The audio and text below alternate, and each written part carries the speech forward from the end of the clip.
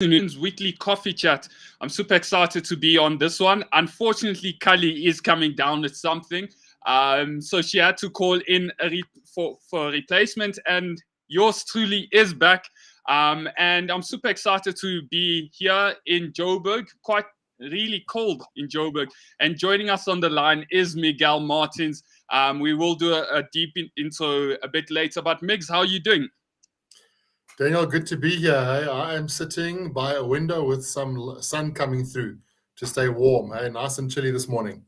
Nice and chilly. And how's your weekend, Migs? Very good weekend, thank you. Very, very good weekend. No, good to hear. Good to hear. And let us know where you are joining us from. Let us know. Are you in Cape Town? Are you in Johannesburg? Are you in Durban? And where are you on your property investment journey? It would be interesting to find out. But the reason we are here and the reason we are having Miguel on is we would like to talk about interest rates. Migs, I think you told us through Anzo, I think you mentioned ABSA's team are estimating another interest hike of about 50 basis points, which is quite interesting. And let us know down below with the up and coming interest hike that is likely to come. Where does that put you and your portfolio for all the investors that are joining us? I see Eric is here from Cape Town. There's another Facebook user from Cape Town, and then there's Anzo as well. But let us know in the comment section down below with the interest hikes that are coming. Where does that put your portfolio? It would be interesting to find out, and we will talk about that a bit later on. But before we do get there, I want to maybe touch upon the events coming up and just to get all of you well acclimatized with all the different events coming up in your local cities. So just looking down the line, we are having an expert webinar tomorrow for all the individuals that would like to develop with Mark Berman and the entire team. So please make sure you are in touch with our website. You are looking at all the events coming up. It will be at 1 p.m. all around the top 10 tips, for people that are looking at entering developments. And there's going to be a couple of students jumping on and sharing their insights, live deals that they have done. So it's going to be nice and interactive. So make sure you are signing up for that event. It is free, it is online, and you can join Mark and the team. And then on the 24th of May, we are having a young professionals event all around. Should you be renting or buying in the year 2023? So that's open for all young professionals. We have an amazing list of panelists. Miguel is actually a panelist at the event as well. And then we're having a keynote by Bolt themselves, the e-hailing company. They are a sponsor of us for this year, all around how do we break the barriers of entries for young professionals that are entering the property industry. So if you do know any young professional, make sure you are tagging them down below and also inviting them to that event. It's going to be a nice cocktail event. We've got some awesome things planned. And then looking further down the line, on the 1st of June, we are having another webinar. What is the best investment strategy for you? Is it Airbnb? Is it student accommodation? Is it developments? Developments in the CBD areas, in townships? What is the difference? We are looking at having different sorts of experts in the room as well for that. So make sure you are kept up to date with our events folder. And just looking at some of the comments, I do see one of our regulars, Kuma, says here from BSA Law, Bruno Sumar, attorneys in Sunning Hill, very good to see you. Deborah says, Debbie from Grens Bay, I think it is in Cape Town, new to the business and worried about the interest rates, which is quite a good conversation for those of you who are joining us. Do you know what Grensbar is known for? What are they known for? Great white sharks. That's where you go cage diving with great white sharks. Boy, that's quite interesting. That's amazing. I definitely want to try that. That is on my bucket list. But for those of you joining us, welcome to the coffee chat. And we have on the line ex-banker, now property investor doing some amazing things in the Airbnb space. But Miguel, you also have a portfolio. Do you want to maybe give us a quick introduction on where you are on your journey, what you do now, and why you're on the call this morning or this evening? It's afternoon. How's it, Or Daniel? this afternoon? Definitely a Monday, right? No, Definitely a Monday. fantastic. No, thanks for inviting me on. Yeah, so I spent 24 years at Absa Bank in various different roles, and my last couple of years were spent in home loans. So I really understand interest rates and what that does to people and their home loans. I'm a property investor myself, and I've got a couple of home loans myself. So when these interest rates start ticking up, I definitely feel the burn. But there's nothing like good knowledge and good insights to at least help you deal with it. Because if you know what the problem is, you know where the challenge is coming from, at least you're in a position to work with it, and figure out what your options are. So looking forward to sharing with you what I'm seeing and what the impacts are and why it's happening. Let's understand why it's happening, and when can we hope that it will subside. Yeah, definitely. Thanks for that. I think we can jump straight in it. And if you do have any questions for Miguel, please make sure you are using the comment section down below. Ask as many questions as you can, and we'll get to them. But Miguel, let's maybe start off with, I'd like to maybe separate this conversation from young. I am quite, what's the best way of putting it? Eager to get more entries, especially from young professionals and youngsters or people that are starting their journeys in the property industry. But there's also the other elements of people that have existing portfolios. So I'd like to maybe differentiate those two. But let's start with, why do you reckon these interest hikes are coming and at such a large scale, huh? Yeah, so and I've got a couple slides to share just now. These things are easier understood with pictures. So you tell me when I can put those on, Daniel. Yeah, But definitely. You can put them on, huh? put them on. So okay, so to maybe just a bit of background. So obviously, as a property investor, the best way to grow a portfolio is to borrow what we call other people's money, right? And for the most part, that's going to the bank, that's lending, that's getting a home loan, and buying your investment property, getting it rented out, etc. Now, with all banks, the interest rate that you pay is linked to the prime rate. That's the bank's. So you'll get a concession, a discount against the crime rate, the prime rate, right? So, and what we always do with banks is we always fight, for give me an extra 0.2 or give me an extra 0.5% off or whatever it is, right? So when interest rates start increasing, it's that prime rate that starts increasing. So and let me show you. So I pulled some visuals that I think really help us look at where this came from, right? So here we are. If you can see my screen, so a lot going on here. This blue line we see at the top here, this is prime as it was in January 2018 at 10.25%, right? And then it goes to about 10%, drops off a bit in November 2019. So what happened a month or two later is we had COVID come in, right? And what happened is the interest rate went right down to 7%. And then we see it going back right up to 11.25%, where we are at the moment. So why do interest rates go up and down? Well, that's the South African Reserve Bank trying to either encourage or discourage people to lend and to spend. So when we see it go down like this, the Reserve Bank was very concerned that the economy was going to come to a halt because of COVID and because of people losing jobs, etc.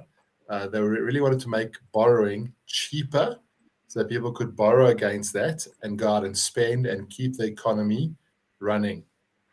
When we see interest rates starting to go up, as we've seen over the last year or so, that's the Reserve Bank trying to get people to reduce their borrowing and reduce their spending. And I've got a long-term view for you just now to show you. But what this graph shows you is that in January 2018, If you borrowed a million, if you had a R1 million home loan, your home loan payment was sitting at 9,800 rand on the very left hand side here, right? Just before COVID, that was sitting at 9,600. Mid COVID, that R1 million dropped down to 7,700, and now you're paying just under 10,500 rand for a R1 million home loan. So really, between pre-COVID and now, you're really only paying just over 800 rand more per month. But if you had purchased a property to the value of R1 million in the middle of COVID, when interest rates are sitting at 7%, you would have come in paying 7,700, and that would now be sitting at just under 10,500 rand, an increase Jeez. of 2,700 rand. And that was, and that was the danger, right? That you come in at 7%, it becomes a lot more affordable for a lot more people. And Yeah. 2,700 rand is what? That's about a third extra, more than a third extra on that 7,700. That 2,700 has to be found somewhere. Now it's easy to say, stop entertainment, etc. But when you cut back on that, what's left? You start shopping differently. You start shopping. You go from Woolworths to Checkers, from Checkers to ShopRite.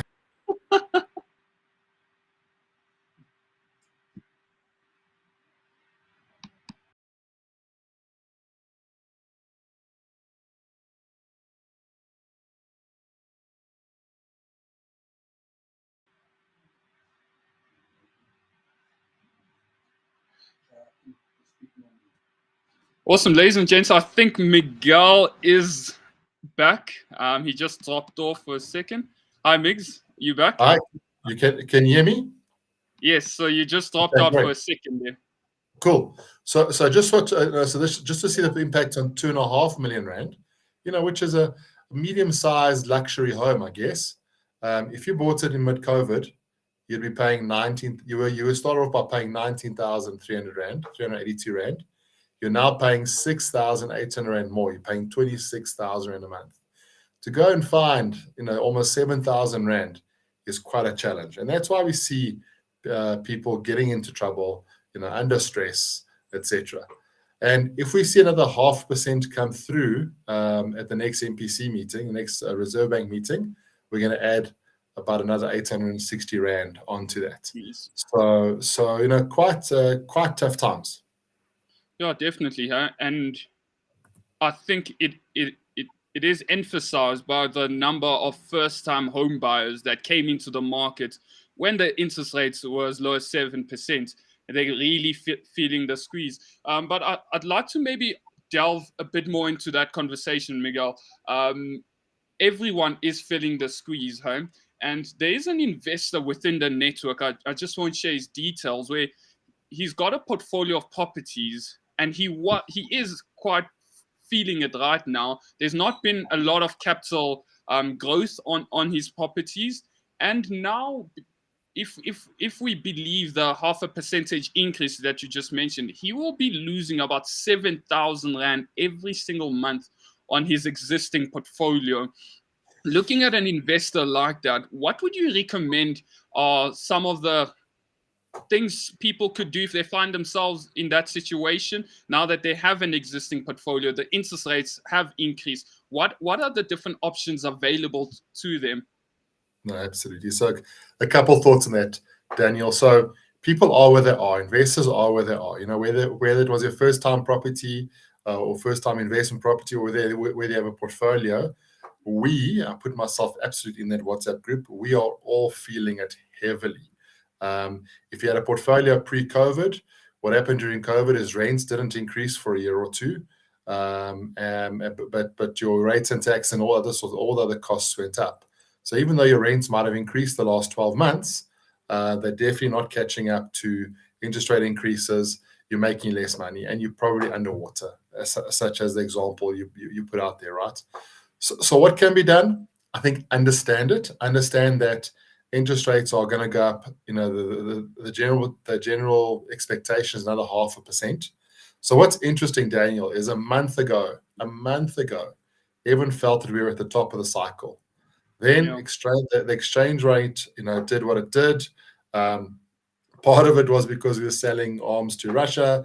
Part of it is other factors absolutely beyond our control, and we're on the tail end of it, right? So forecasts come and go, and right now the forecast at the 0.5% coming up in the next 2 weeks, sorry, later this week, is only going to be um, 0.5%. So a month ago the forecast is entirely wrong. This is now another forecast. So I would rather bank on another 1%. So if they're underwater, if they're running a net loss, so two things. Where can you cut costs? Where can you cut costs? What's within your control?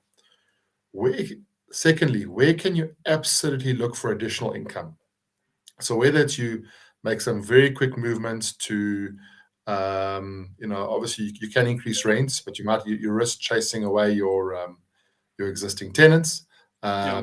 You can maybe pivot to student accommodation. You can really rethink and really get innovative, about your properties.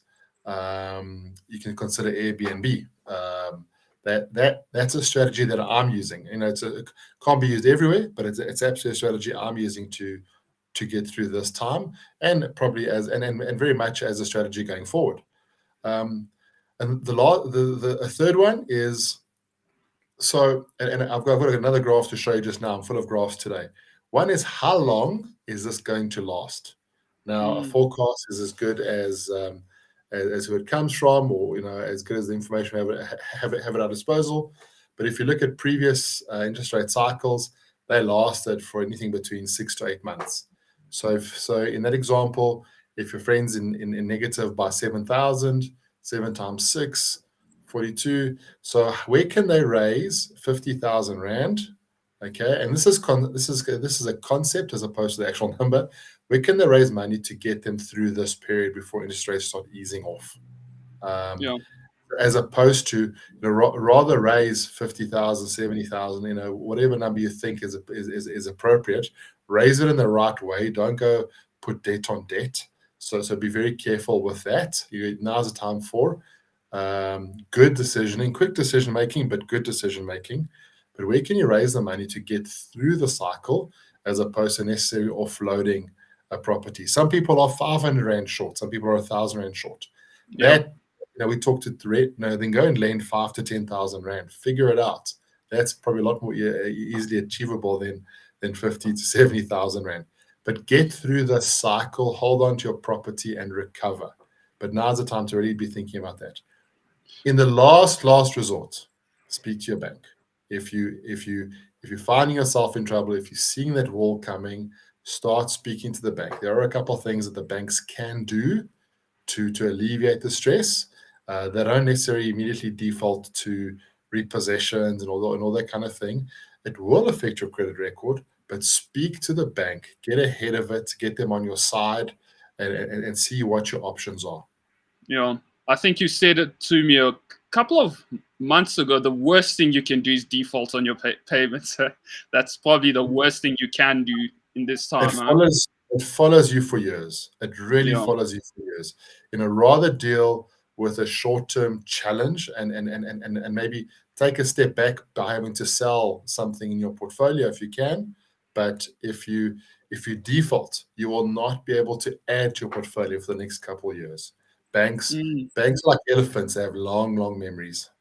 They always remember, and I think that was going to be my next question, Miguel. When you mentioned bringing up the graph and just understanding how long can it remain this way, because there's only one way these the interest rates are going, and that's up. But like, based on past tendencies, Miguel, what are the time frames you mentioned? 4 to 6 months, is it? Is that a realistic measure for people with portfolios that are looking to just ride the wave and then look to address it or be in the green in a few months' time? Sure. Can I share something with you? One last graph Please. there. Okay, great. So can you see that? Okay, I'm bringing it up now. Okay. So what this graph shows is, going left to right. So 1998 all the way to the current, just March 2023. You see, in 1998, the interest rates were 25.5%. Okay. That came down to about 13.5% and then shot right back up. Well, these are cycles, right? Back up to 17, down to 10.5, up to 15.5, and then stay. They're pretty much stable between 8 and 10 and 10.2%, for the teens, the 20 teens, right? And what we see in 2001, that's that was the dot-com bubble, right? The world was all over the place, and we were back into that. We saw it increase by 3.5%. In the financial crisis 2008, we went from we were already increasing, but we increased to 15.5, came right back down less than a year later to just over 10, and then down to 8. If you look at these graphs, the slope on the left hand side is fairly it's steep, but it's a lot. But the slope coming down is a lot steeper. So whatever our slope going up is, if you look at past cycles, first of all, it's a cycle. It goes up and it comes down. Interest rates chase inflation rates. So, and what kills inflation? More inflation. It's Yeah. an interesting concept. But as things get more expensive, inflation actually drops off, believe it or not. But and the Reserve Bank is very quick to start reducing interest rates when inflation comes under control. And I already started reading some reports over the weekend and early this morning that our interest rates are already starting to taper off. Still above the 6% range that the Reserve Bank chases, but they're starting to come off. So we're seeing a bit of light, right? But the Reserve Bank will still possibly make that 0.5% decision to ensure that it comes off. But as it comes off, and if it's going in the right direction, they will chase, right? But the question you ask is, how long are we at the top, right?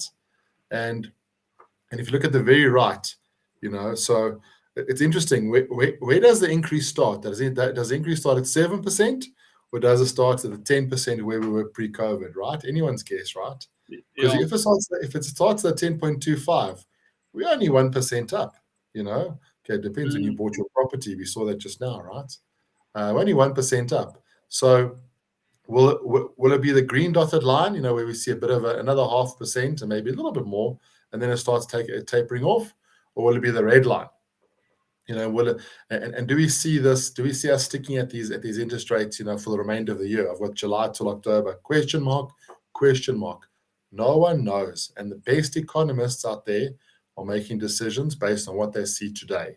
No one could foresee the war in Ukraine, the impact of the energy crisis overseas. That pushed up the interest rates. We purchased a lot of goods from overseas. Those goods became expensive. That pushed our inflation rates up, etc., etc., etc. So this is all happening, all as a knock-on effect, right? But generally, today, the expectation is that we'll see high interest rates for the remainder of this year, and we should hope to see that coming back down again. We might get an early Christmas present, or it might be beginning of next year. But then my last comment is, where does it come back down to? There's a consensus that it won't come back down to the 10% pre-COVID. It might come back down to a little bit more than that, 10.5%, 11%. So will it turn? Yes. How far will it turn? That's another webinar. Yeah, definitely. And I think we did mention it earlier. Another topic very close to my heart is getting more first-time home buyers into the market, right? Whether for investment, whether it's your own residential property, as well as young professionals to enter the property industry. Miguel, if there's a youngster, you bought your first property when you were still in your articles, many moons ago. You've got a lot of lessons that you've learned along the journey, being a property investor for a good number of years. What advice would you give to people that are looking to buy their first property or looking to buy property now?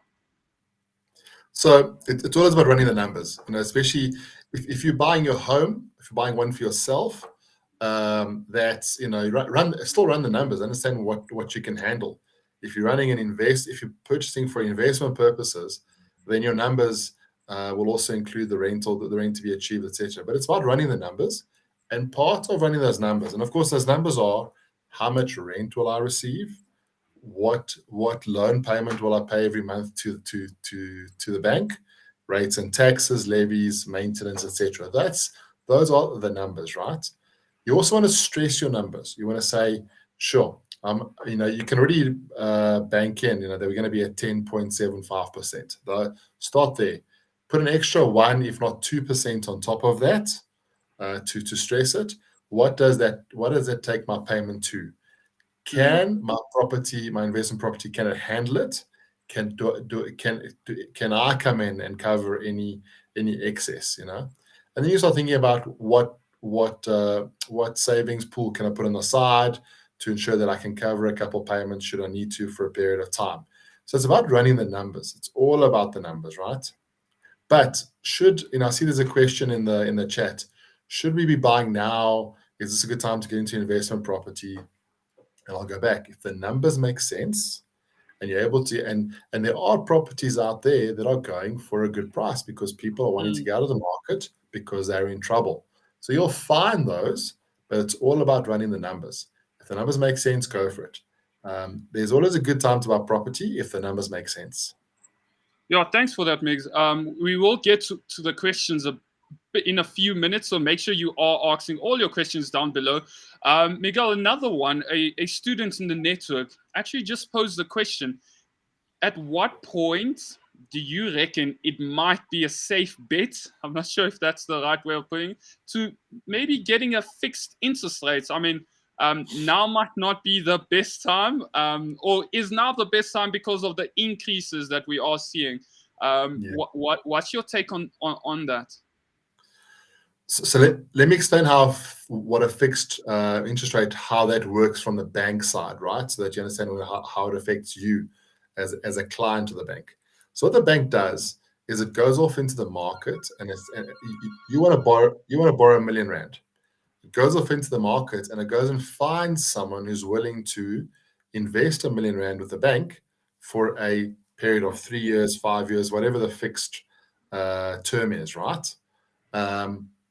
But of course, they can borrow that money at an expectation of what that person, of what that investor on that side is willing to sell the money to the bank for. So by the time we're hitting high interest rates, okay, the increase in prices have already been worked into the numbers. To go and fix now for 3 to 5 years, two things. A, you're buying expensive money. You're lending expensive as it is, and there's a full expectation that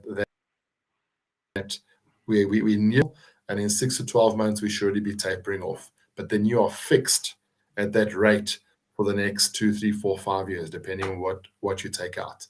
The best time to have fixed was when interest rates were at their very, very bottom, at the beginning of that 7% period. But that's when no one wants to fix, because when you fix, you don't pay 7%, you pay 9%. Yeah. And no one wants to pay more than they need to when when things are cheap. So fixing with interest rates have to be done, if you're going to do them, cyclically.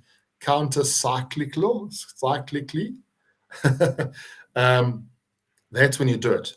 But there is a method out there, and there's a theory out there that says rather, instead of paying the additional percent, 1 or 2% you'd be paying now, rather pay that into a savings account. When interest rates do increase, you've almost created your own buffer to be able to handle that increase, right? So with your own discipline and the ability to park that money somewhere, you can possibly manage that yourself. So it really depends on where you are. Depends where you're on the cycle, but I would say generally now would not be the right time to fix your home loan rates. Yeah, that makes sense. And thanks so much for that, Miguel. So I do see a couple of questions in the comment section down below, but ladies and gents, for those of you who are joining us, this is our weekly coffee chats where we have different experts in the industry talk to us about different things that we are all facing as players in the property industry. And joining us on the line is Miguel Martins, a property investor, used to be at APSA. We are talking about the interest rates, but I want to maybe touch upon the events that are coming before we do go on to the questions down below. Make sure you are asking as many questions as possible.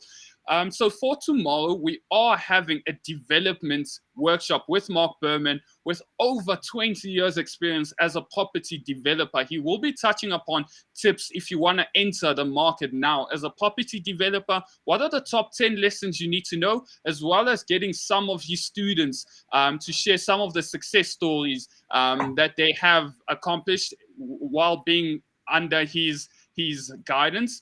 Then looking down a bit down the line, on the 24th of May, we are having a young professionals event all around. Should you be buying or renting in 2023, and what's the best option? We are having 2 different panelists, and Bolt will be delivering a keynote on how do we break the barriers of entries for young professionals entering the property industry. And looking just further down the line, on the 1st of June, we are having a webinar all around what's the best strategy moving forward. Is it a multi-let? Is it Airbnb? Does Airbnb work everywhere? As well as in development, should you be developing in the townships? How do you go about that? Or if you're doing in the cities, what that does look like. So make sure you are kept up to date with our events page. But just going through the questions, Miguel, I'm just going to scroll right up here. Eric Boyce, this is quite a good question. He says, what would you suggest waiting or buying now with interest rates going up? Would there not be more deals that because people need to sell? I know you did touch on the first portion, Miguel, about stress testing the deal, but what are you doing right now? Are you actively looking for investments? Have you taken a break until you find a bit of stability, or where are you right now? Sure. So it depends on your investment strategy, I think. So if you're flipping, so you're buying a property, you're renovating, and then you're selling to the market, now is not the time. The market is constrained. You speak to estate agents, and they have many listings but no buyers. Okay. So if you're a flipper, that's your strategy. If you're buying for rental purposes, if you go and get stats from TPN, they will tell you that rental increases have been the strongest over the last 6 months than they've been in 3 or 4 years, until even better than pre-COVID. So there are more renters in the market. Why? Because they can't buy it. They either can't afford it, or they've been pushed out of ownership. So now is a great market for renting. Doesn't mean rents are going through the roof. They're just a bit more robust than they've been for some time. So where I am right now, as I said, with the leverage that I've got, I'm keeping my cash reserves. I'm rather getting through the interest rate increases. I'm waiting for that top. So what will happen is people who are in trouble right now will hold out for a bit longer. When I say in trouble means anything from a bit of stress, I'm paying more, I'm just managing to hold on, to I'm actually in a real negative cash flow. I need to get rid of this as soon as possible. Now, before people make those final decisions to sell, to move on, to take that challenge, that anchor off their neck, that takes some time. So there will still be a lot of opportunities after the cycle changes. People don't all of a sudden come back into the market. They will remember the burn that they felt as interest rates are going up, and they will stay out for some time. They'll remain renters. So there'll be lots of opportunities, not just now, but actually as interest rates turn and they start improving. So if you have got cash, if you're looking for deals, make sure the deal works really well and can still absorb additional stress. Otherwise, don't be in a rush. There will still be plenty of deals, as there always have been, as interest rates come off on the down cycle. And that's one of the biggest commodities we have as investors, is the ability to be patient. You definitely need to be patient and not just jump into any sort of deal.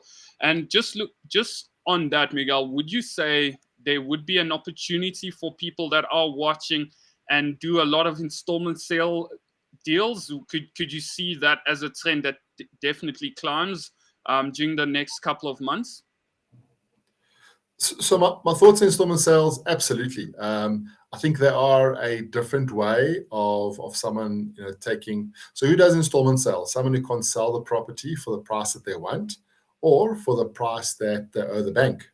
Yeah. So this really does push installment sales into that space as an option where a year ago people would really not look to have considered it.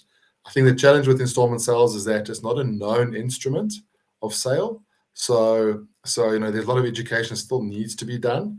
But I think now more than ever, the seller is willing to listen and to consider all options.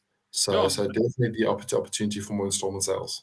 Yeah, definitely. Especially like you said, if you do understand it as a financing vehicle, it could work beautifully again. But just stress test the deal. And I think just in closing, Miguel, this question does come up. Bucks here says, so we must prepare to get to at least 13.5%. Would you say that's a realistic number to stress testing the deals at this Sorry. point? Or would you work on a bit less or a bit more? Electric shocker. So I Yeah, mean, so we will be at 10.75 very very soon, right? If we get the extra 0.5%. So this says an extra almost 2%. Bucks, you're right. I hope you're wrong. yeah, But you know what? Why not? I think if it means that we will know in the next 4 months. So there's an increase coming up now. The Reserve Bank meets every 2 months. So 2 months from now, they'll meet again. And then 2 months after that, they'll meet again. So in 4 months' time, we will know what's happening with inflation. We will know whether we are still, inching upwards and just taking that pain. Whoops, sorry. We will know all that. So I think prepare for it if you can. But I think in the next 4 months, we'll probably know better where we stand. But there's always unexpected. I mean, if anything, it continues to be unexpected. yeah, definitely. There is another question here from Jay. I think you did answer it. How can you cushion yourself as an investor on interest rates while growing your property portfolio? You did mention quite a handy tool for those that weren't here. Just be disciplined with your money, right? So if there is a decrease, make sure you have a savings account where you're putting in the buffer that you are saving for rainy days. But Miguel, is there any other suggestion for people that see this as an opportunity to get a couple of properties under their belt? Any other tools you can give them to just make sure that they're not taking much more risk than they need to while growing their portfolio?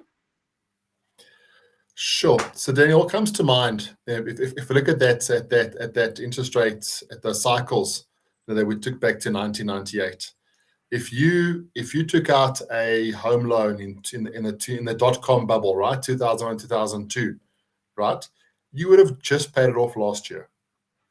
My point is, you are going to go through cycles. Yeah, This is the business we're in. If you're getting into property investment, the cycles are going to come. They are going to hurt. They are going to feel like they're never going to happen when things are great, and they feel like they're never going to finish when things are tough. But they're yeah, going to come. So prepare for it. Do the numbers. Always be stressing. Always be stressing. If you're making profit on your portfolio at the moment, that profit will increase and it will reduce as rates go up and down, and with all the other variables. So understand it. Get as much knowledge as you can. Understand. So it's not just about interest rates and that one liner. It's about understanding, what your tenants. Have you got good tenants? Can they absorb more, rental increases?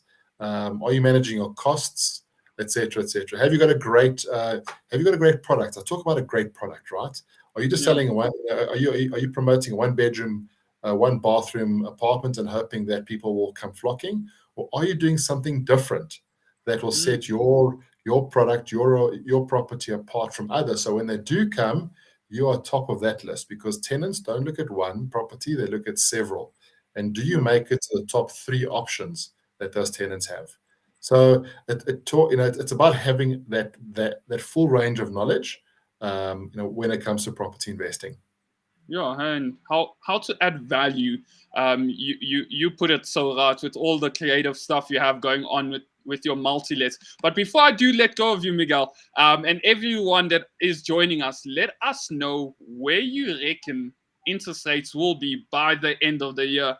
I'd like to get everyone's opinion, but also yours, Miguel. So we're looking forward now in 6 months' time. What do you reckon the interest rates will be? Let's have a little bit. I would really like to think we're hitting the top 12%. So we're going to have a 0.5% increase now, and another 0.25% just to, people under pain. Reserve Bank can't do about a lot more. So I would say 12%, but 12%.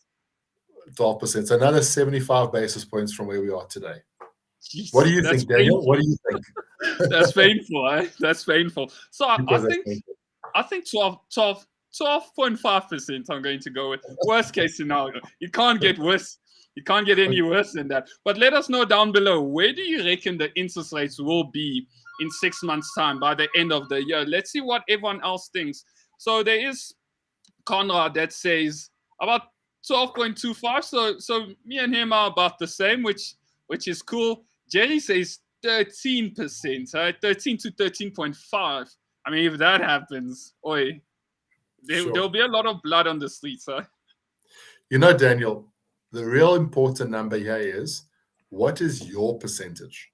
As an investor, if you get to go and stress your portfolio today, whether you got one property, whether you got 5, 10, what number would you then where would you break even at, and what number would you then be starting to get into serious trouble? And I think knowing those two, you then know where you stand, whether you've still got some breathing room, or whether you now need to do something different. Definitely. And yeah, thank you so much, Mix, for joining us. And ladies and gents, that does bring us to the end of the coffee chat. Make sure that you are kept up to date with all the awesome events that we are having during the week. We've got an amazing development webinar with Mark Berman talking about developments as a strategy. We've got an amazing young professionals event. So if you do know any young professionals in and around Johannesburg looking to rent or buy their first property, make sure that you are telling them about the events. And ladies and gents, from me to you, see you next week. And thank you very much. Hey? Thanks, Migs. I'll see you around. Hey?